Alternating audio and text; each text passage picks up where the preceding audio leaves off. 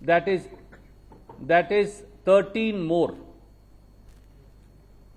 On the contrary, Bharatiya Janata Party, which has support of 62 plus 2, 64 legislators, ended up polling 56 first preference votes and 1 vote of BJP, according to election agents, has got rejected. Janata Dal, which has 18 members, have got 14 votes. So I want to point out to you and say thank you to all fellow Kannadigas. Thank you to people of Karnataka. Thank you to all the Congress workers. Thank you to Congress and other legislators who decided to support the Congress candidates. In reality, while this is a victory for Shri D.K. Shivkumar and Shri B.K. Hari Prasad and every single legislator, Congress legislator and worker, this is a victory for people of Karnataka. This is a victory for people of Karnataka for the simple reason that the legislators of Karnataka have placed their seal of approval on the stellar and outstanding work done by Congress party in last 3 years. The legislators of Karnataka have put their seal of approval on the Congress guarantees, traveling even beyond their party loyalty.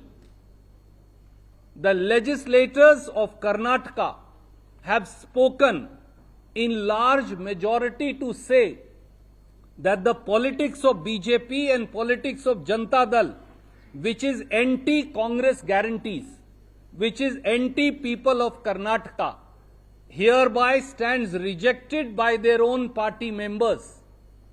The legislators of Karnataka have got together and spoken by a huge majority to say that they are putting their stamp of approval on the welfare principles, on the principles pro-constitution, on the fight that Congress government fights for the people of Karnataka against the tyrannical rule of Modi government and its policies that continue to take away share of Karnataka and tries to suffocate our finances as states' rights. The legislators of Karnataka have travelled beyond their party loyalty to reject the politics of BJP, its central government as also its state unit, to say that we will not permit Modi government to stifle the rights of Karnataka. We will not permit Modi government to bulldoze over the rights of Karnataka. We will not permit Modi government as also BJP unit of Karnataka to take away, snatch or oppose the guarantees of the Congress party.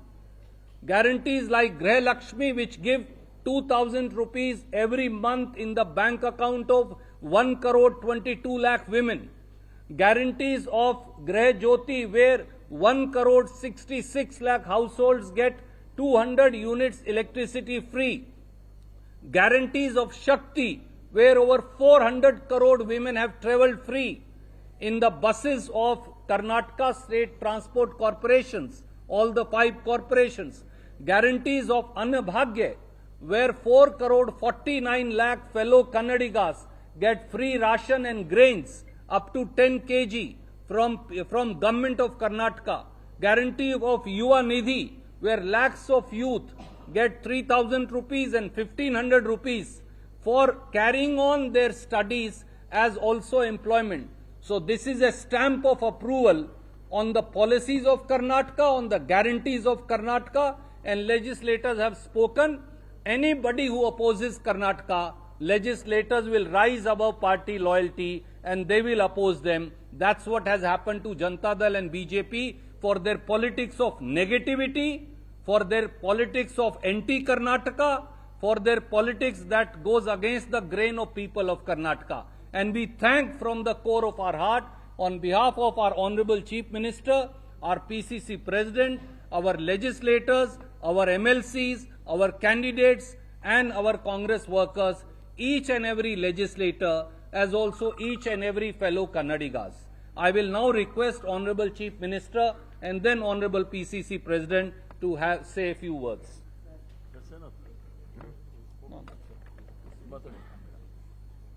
Please.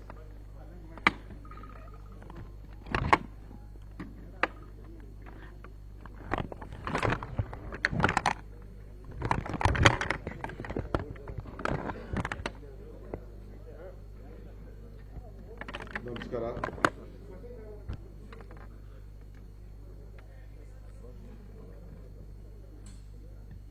ನಮ್ಮ ಪಕ್ಷದ ಉಸ್ತುವಾರಿಗಳಂತ ಸುಜ್ಜಿವಾಲರವರೇ,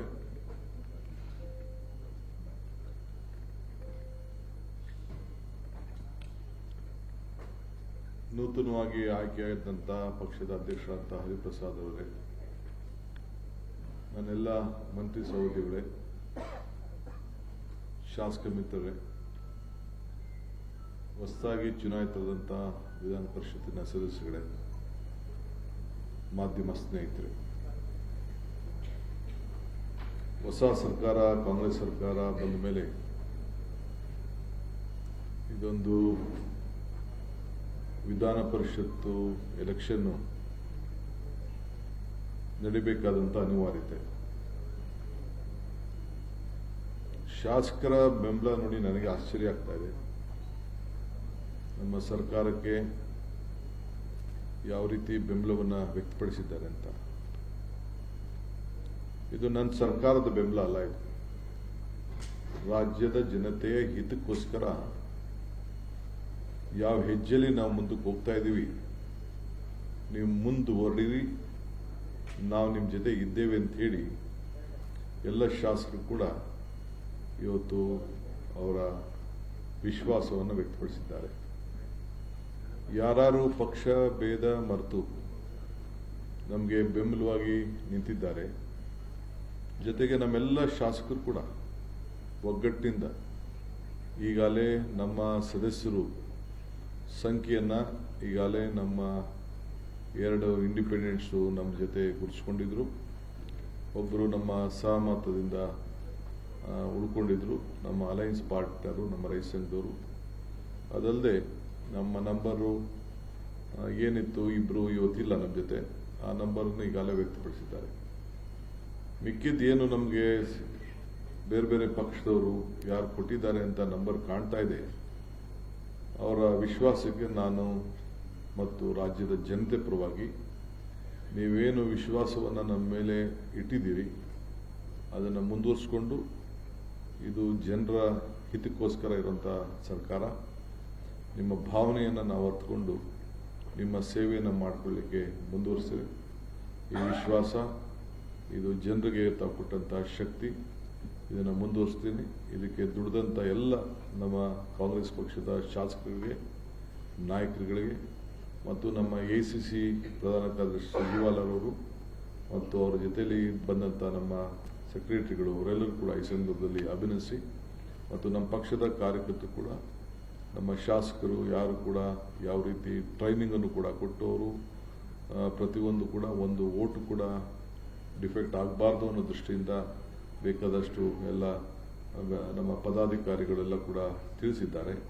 ಅವರು ಕೂಡ ಈ ಸಂದರ್ಭ ಅಭಿನಂದಿಸ್ತೀನಿ. ವಿಶೇಷವಾಗಿ ನಮ್ಮ ಪಕ್ಷದ ಅಧ್ಯಕ್ಷರಾದಂಥ ಹರಿಪ್ರಸಾದ್ ಅವರು ಮತ್ತೆ ವಿಧಾನ ಪರಿಷತ್ಗೆ ಮರು ಆಯ್ಕೆಯಾಗಿದ್ದಾರೆ. ಅವರ ಜೊತೆಯಲ್ಲಿ 4 ಜನ ಪಕ್ಷದ ಕಾರ್ಯಕರ್ತರು, ಸಕ್ರಿಯ ಕಾರ್ಯಕರ್ತರು, ಅವರು ಕೂಡ ಇವತ್ತು ಅವಕಾಶ ಸಿಕ್ಕಿದೆ. ಸೊ ಇವತ್ತಿಂದ ನಮ್ಮ ನಂಬರು ವಿಧಾನ ಪರಿಷತ್ನಲ್ಲಿ ಎಷ್ಟಿದೆ ಅಂತ ಹೇಳಿ ತಮಗೆಲ್ಲ ಗೊತ್ತಿದೆ. ಸೊ ಎಲ್ಲರೂ ಕೂಡ ವಿಶೇಷವಾಗಿ ತಾವು ಮಾಧ್ಯಮದವರು ನಮ್ಮ ಮೇಲೆ ಅಪಾರವಾದಂಥ ವಿಶ್ವಾಸ ಇಟ್ಟು ಸಲಹೆಗಳನ್ನು ಕೊಟ್ಟು ನಮಗೂ ಕೂಡ ಸರ್ಕಾರಕ್ಕೆ ಬೆನ್ನನ್ನು ತಟ್ಟಿದ್ದೀರಿ. ಎಲ್ಲ ನನ್ನ ಮಾಧ್ಯಮ ಸ್ನೇಹಿತರು ಕೂಡ ಈ ಸಂದರ್ಭದಲ್ಲಿ ನಾನು ಅಭಿನಂದಿಸ್ತೇನೆ, ಶುಭಾರಿಸ್ತೇನೆ. ತಮ್ಮ ಮಾರ್ಗದರ್ಶನದಂತೆ ಈ ಸರ್ಕಾರವನ್ನು ಮುಂದುವರಿಸಲಿಕ್ಕೆ ಪ್ರಯತ್ನ ಮಾಡ್ತೇವೆ.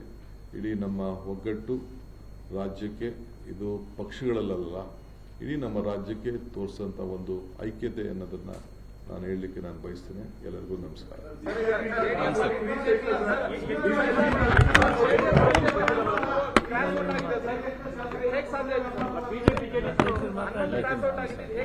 ನನಗೆ ನೋಡಪ್ಪ, ನನಗೇನು ಗೊತ್ತಿಲ್ಲ. ವೋಟ್ ಯಾರು ಹಾಕಿದ್ದಾರೆ ಅಂತ ನನಗೆ ಗೊತ್ತಿಲ್ಲ. ಗುಪ್ತ ಮತದಾನ, ನಾನು ಯಾರು ಗೊತ್ತು? ಅವ್ರ ಆತ್ಮವಿಶ್ವಾಸದಿಂದ ಮತ ಹಾಕಿರ್ಬೋದು. ನಾನು ಯಾರ ಹತ್ರ ಮಾತಾಡೋಕೆ ಹೋಗಿಲ್ಲ, ಯಾರನ್ನೂ ಕೇಳಿಲ್ಲ. ನಾವು 5 ಜನ ಅರ್ಜಿ ಹಾಕಿದ್ದು, ನಮ್ಮ ನಂಬರ್ ಏನಿತ್ತು ಅಂತ ನಿಮಗೆಲ್ಲ ಗೊತ್ತಿತ್ತು. ಅವರು ವೋಟ್ ಹಾಕಿದ್ದಾರೆ. 5 ಜನ ಗೆಲ್ತಾರೆ ಅನ್ನೋದು ನಂಗೆ ವಿಶ್ವಾಸ ಇತ್ತು. 5 ಜನ ನಾವು ಅರ್ಜಿ ಹಾಕಿದ್ದು, ನಮ್ಮ ಪಕ್ಷ ಸೂಚಿಸಿತ್ತು, ಅವರು ಗೆದ್ದಿದ್ದಾರೆ. ಅಷ್ಟು ಗೊತ್ತು ಬಿಟ್ರು ನನಗೆ ಏನು ಅವರ ಇಂಟರ್ನಲ್ ವಿಚಾರ, ನನಗೆ ಏನೇನಿದೆಯೋ, ಯಾವ ಪಾರ್ಟಿಲಿ ಏನಿದೆಯೋ, ದಳದಲ್ಲಿ ಏನಿದೆಯೋ, ಬಿಜೆಪಿಲಿ ಏನಿದೆಯೋ, ಇನ್ನೊಂದು ಪಾರ್ಟಿಲಿ ಏನಿದೆಯೋ, ನನಗೇನು ಗೊತ್ತಿಲ್ಲ. ಅವ್ರನ್ನ ಉಚ್ಚಾಟನೆ ಮಾಡಿ ಕಳಿಸ್ಬಿಟ್ಟಿದ್ರಲ್ಲ, ಅವನ್ನ ಕಳಿಸ್ಬಿಟ್ಟಿದ್ರು. ನೀವು ನಮ್ಮ ಹತ್ರ ಇರಬೇಡಿ, ಹೋಗ್ಬಿಡಿ ಅಂತೇಳಿ. ಹೋದವ್ರನ್ನ ಪಾಪ ನಾವು ಹಂಗೆ ದಾರಿಲಿ ಬಿಡೋಕ್ಕಾಗ್ತದ? ಇರ್ಲಿ ಅಂತೇಳಿ ನಾವು ಪಾಪ ರಸ್ತೆ ಇಲ್ಲದೆ ಹೋದವ್ರಿಗೆ ದಾರಿ ತೋರಿಸೋದು ಕೆಲಸ. I will now request our PCC President. ಎಲ್ರಿಗೂ ನಮಸ್ಕಾರ. ಅಖಿಲ ಭಾರತ ಕಾಂಗ್ರೆಸ್ ಸಮಿತಿಯ ಪ್ರಧಾನ ಕಾರ್ಯದರ್ಶಿಗಳು, ಕರ್ನಾಟಕದ ಉಸ್ತುವಾರಿಗಳಾದ ಸುರ್ಜೇವಾಲಾರವರೇ, ಕರ್ನಾಟಕ ರಾಜ್ಯದ ಮುಖ್ಯಮಂತ್ರಿಗಳಾಗಿರ್ತಕ್ಕಂಥ ಶ್ರೀಮಾನ್ DK ಶಿವಕುಮಾರ್ ಅವರೇ, ಆಲ್ ಇಂಡಿಯಾ ಕಾಂಗ್ರೆಸ್ ಕಮಿಟಿಯ ಸಚಿವರಾಗಿರ್ತಕ್ಕಂಥ ಗೋಪಿನಾಥ್ರವರೇ, ಅಭಿಷೇಕ್ರವರೇ, ಹಾಗೂ ಎಲ್ಲ ಶಾಸಕ ಮಿತ್ರರೇ, ಮಂತ್ರಿ ಮಂಡಲದ ಸದಸ್ಯರೇ, ವಿಧಾನ ಪರಿಷತ್ತಿನ ಸದಸ್ಯರೇ, ಮೊದಲನೇದಾಗಿ ನಾನು ಅಖಿಲ ಭಾರತ ಕಾಂಗ್ರೆಸ್ ಸಮಿತಿಯ ನಮ್ಮೆಲ್ಲರ ಅಚ್ಚುಮೆಚ್ಚಿನ ನಾಯಕಿ ಸೋನಿಯಾ ಗಾಂಧಿಯವರು ಮತ್ತು ಕಾಂಗ್ರೆಸ್ ಪಕ್ಷದ ಅಧ್ಯಕ್ಷರಾದ ಶ್ರೀಮಾನ್ ಮಲ್ಲಿಕಾರ್ಜುನ್ ಖರ್ಗೆ ಅವರು ಮತ್ತು ನಮ್ಮೆಲ್ಲರ ಅಚ್ಚುಮೆಚ್ಚಿನ ನಾಯಕರಾಗಿರ್ತಕ್ಕಂತಹ ಲೋಕಸಭೆ ವಿರೋಧ ಪಕ್ಷದ ನಾಯಕರಾಗಿರ್ತಕ್ಕಂತಹ ರಾಹುಲ್ ಗಾಂಧಿ ಅವರಿಗೆ ಧನ್ಯವಾದಗಳನ್ನು ಅರ್ಪಿಸಕ್ಕೆ ಇಚ್ಛೆ ಬೀಳ್ತೇನೆ. ಏನು ಅವರು ಒಂದು ನಂಬಿಕೆ ಇಟ್ಟು ನಮ್ಮೆಲ್ಲರಿಗೂ ಸಹ ವಿಧಾನ ಪರಿಷತ್ತಿನಲ್ಲಿ ಒಂದು ಆಸ್ಪದವನ್ನು ಮಾಡಿಕೊಟ್ರು. ಅವರ ವಿಶ್ವಾಸಕ್ಕೆ ಯಾವುದೇ ರೀತಿಯ ಧಕ್ಕೆ ಬರದಾಗೆ ನಾವು ನಡ್ಕೊಂಡು ಎಲ್ಲರೂ ಸಹ ಗೆದ್ದಿದ್ದೀವಿ. ಅದಕ್ಕೋಸ್ಕರ ಅವರಿಗೆ ಮೊದಲನೇ ಧನ್ಯವಾದಗಳನ್ನು ಸಲ್ಲಿಸ್ತಾ, ಜೊತೆಗೆ ಸಿದ್ದರಾಮಯ್ಯನವರು ಸಹ ಎಲ್ಲ ರೀತಿಯ ಸಹಕಾರವನ್ನು ಕೊಟ್ಟು ಎಲ್ಲ ನಮ್ಮ 5 ಅಭ್ಯರ್ಥಿಗಳನ್ನ ಆಯ್ಕೆ ಮಾಡಲಿಕ್ಕೆ ಅವಕಾಶ ಮಾಡಿಕೊಡ್ತೀವಿ. ಅವ್ರಿಗೂ ಸಹ ಧನ್ಯವಾದಗಳು ಹೇಳಲಿಕ್ಕೆ ಇಚ್ಛೆ ಬೀಳ್ತೇನೆ. ಈಗಾಗಲೇ ಸುರ್ಜೇವಾಲಾ ಅವರು ಹೇಳಿದಾಗೆ ಈ ಒಂದು ಫಲಿತಾಂಶವನ್ನು ನೋಡಿದಾಗ ಕರ್ನಾಟಕ ರಾಜ್ಯದ ಜನತೆ ಯಾವ ರೀತಿ ಕಾಂಗ್ರೆಸ್ ಪಕ್ಷದ ಸರ್ಕಾರದ ಮೇಲೆ ವಿಶ್ವಾಸವನ್ನು ಇಟ್ಕೊಂಡು ಮತ್ತು ಯಾವ ಗ್ಯಾರಂಟಿಗಳನ್ನು ಟೀಕೆ ಮಾಡ್ತಾ ಇದ್ರು ಭಾರತೀಯ ಜನತಾ ಪಾರ್ಟಿಯವರು ಮತ್ತು ಜನತಾ ದಳದವರು, ಅವರಿಗೆ ತಕ್ಕನಾದ ಉತ್ತರವನ್ನು ಕೊಟ್ಟಿರ್ತಕ್ಕಂಥದ್ದು ನೋಡಿದಾಗ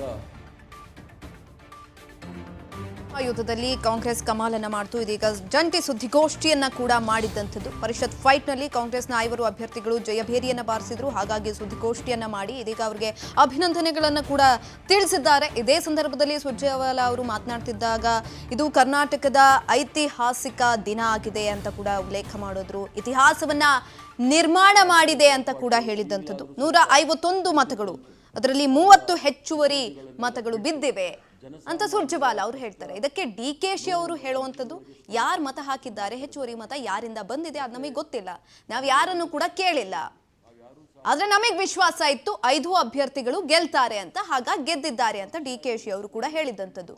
5 ಅಭ್ಯರ್ಥಿಗಳು ಗೆಲ್ತಾರೆ ಅನ್ನುವಂತಹ ವಿಶ್ವಾಸ, ನಂಬಿಕೆ ಇದ್ರೂ ಕೂಡ ರೆಸಾರ್ಟ್ ರಾಜಕಾರಣವನ್ನ DKಶಿ ಅವರು ಮಾಡಿದ್ರು. ಜಂಟಿ ಸುದ್ದಿಗೋಷ್ಠಿಯನ್ನ ಮಾಡಿದಂಥದ್ದು. ಸುರ್ಜೇವಾಲಾ ಅವರು ಕೂಡ ಮಾತನಾಡಿದ್ರು. ಕಾಂಗ್ರೆಸ್ ಅಭ್ಯರ್ಥಿಗಳು ಗೆಲುವು ಸಾಧಿಸಿದ್ದಾರೆ, ಅವರಿಗೆ ಅಭಿನಂದನೆಗಳನ್ನು ಕೂಡ ಸಲ್ಲಿಸಿದ್ದಾರೆ. ಕರ್ನಾಟಕದ ಐತಿಹಾಸಿಕ ದಿನ ಇದು, ಗೆಲುವನ್ನ ಸಾಧಿಸಿದ್ದಾರೆ. ಬಿಜೆಪಿಗೆ ಕೈ ಕೊಟ್ಟ ಆ ಪಕ್ಷ ದ್ರೋಹಿ ಯಾರು? ರಾಜ್ ನ್ಯೂಸ್ನಲ್ಲಿ ಬಿಜೆಪಿ ದ್ರೋಹಿಯ ಹೆಸರು. ಕೆಲವೇ ಕ್ಷಣದಲ್ಲಿ ದ್ರೋಹಿಯ ಮುಖವಾಡ ಬಟಾ ಬಯಲಾಗುತ್ತೆ. ಯಾರ ದ್ರೋಹಿ? ರಾಜ್ ನ್ಯೂಸ್ ಎಲ್ಲೂ ಇಲ್ಲದೆ ಮೆಗಾ ಎಕ್ಸ್ಕ್ಲೂಸಿವ್